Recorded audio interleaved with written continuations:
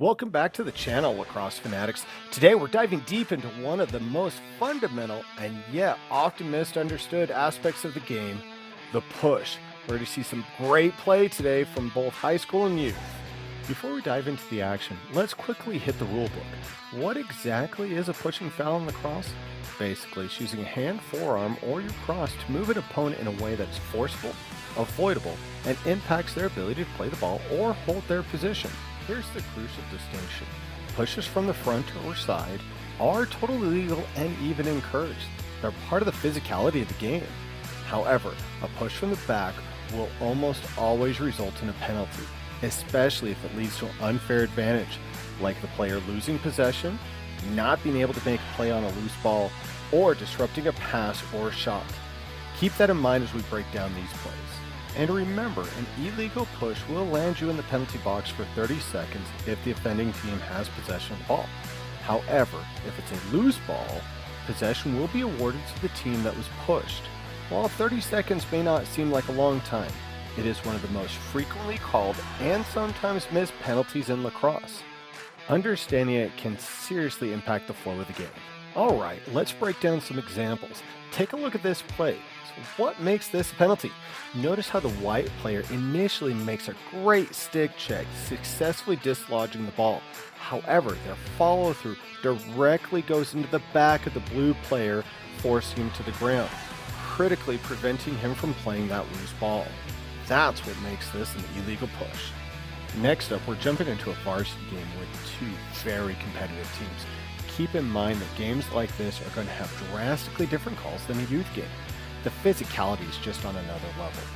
We start with black clearing the ball, facing some great pressure from white that quickly results in a loose ball. Unfortunately, a bad pass doesn't make it across midline, leading to yet another loose ball where both teams are fiercely battling for possession.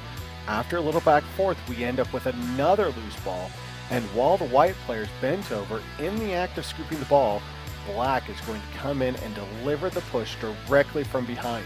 This results in the ball being awarded to white, and we have a quick restart to resume play. Alright, let's look into this next situation. Here, we start with a loose ball, and white does a great job scooping and passing on the run. But, as often happens in youth games, the pass is dropped, creating a loose ball scrum. White gets in a great position to scoop the ball. However, shortly after the scoop, blue comes in and delivers a push from behind, which dislodges the ball. This is a classic loose ball push, and white is correctly awarded possession. Now for a great example of a legal push. Here we have a high school junior varsity game. Watch as this purple defender comes up with a beautiful scoop, then immediately runs it up the field. And here comes the white defender delivering a perfectly legal push right on the shoulder. It's just enough to dislodge the ball and send it out of bounds.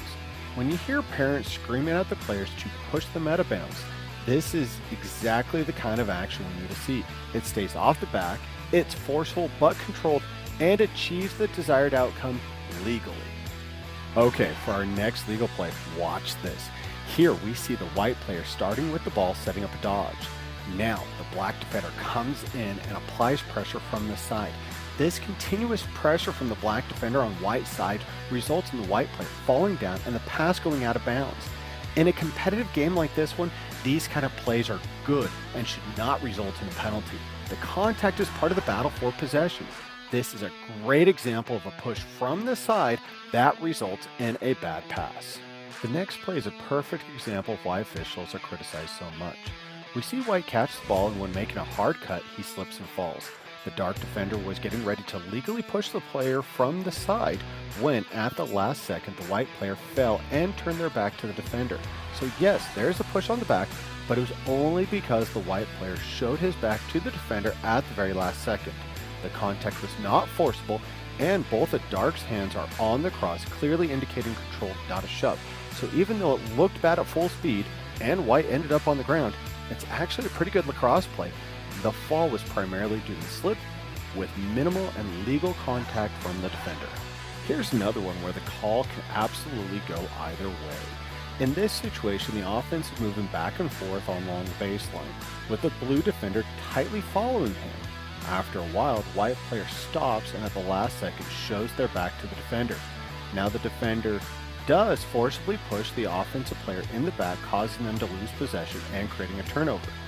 This is a classic 50-50 call. If the official decides that this was an illegal push, then blue would end up in the penalty box for 30 seconds.